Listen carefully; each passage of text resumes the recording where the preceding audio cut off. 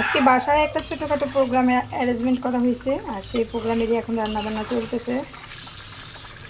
জানি না কেমন হবে, তবে চেষ্টা করছি মন দিয়ে রান্না করার জন্য। এই যে ডিম রান্না হয়ে গেছে। ডিমটা একটু হলুদ হয়েছে, এটা কুরমা আইটেম হয়েছিল, কিন্তু আমার ভাইয়ের বুঝতে পারে নাই ডিমটা যখন ভাজি করছে তখন হলুদ দিয়ে ভাজি করছে, যার কারণে কালারটা একটু হয়েছে, হলুদ কালার চলে আসছে।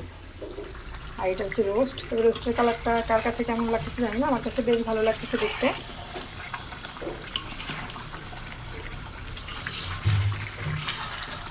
প্রায় হয়ে আসতে আসতে ভাব।